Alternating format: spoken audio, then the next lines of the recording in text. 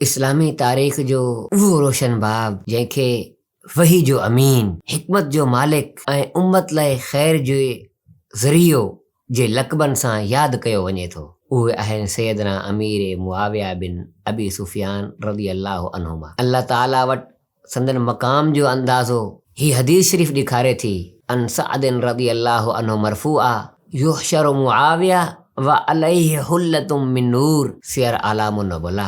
हज़रत साद रज़ी अल्लाह ताला अन्हु खां मरफ़ू रिवायत आहे त रसूलुल्लाह सल्लल्लाहु अलैहि वसल्लम फरमायो, क़यामत जे ॾींहुं अमीर मुआविया रज़ी अल्लाह ताला अन्हु खे नूर जे लिबास चमकंदड़ पोशाक में उथारियो वेंदो। हीअ हदीस शरीफ़ ॿुधाए थी त अल्लाह ताला वटि सैयदना अमीर मुआविया रज़ी अल्लाह ताला अन्हु जो मक़ाम ऐं मर्तबो नूर ऐं इज़्ज़त सां भरियल आहे। उहे न सिर्फ़ हिकमत ऐं तदबीर में मशहूर हुआ, पर नबी करीम सल्लल्लाहु अलैहि वसल्लम जी मोहब्बत ऐं कातिबे वही ऐं उम्मत जी ख़िदमत में बि मिसाल बणी।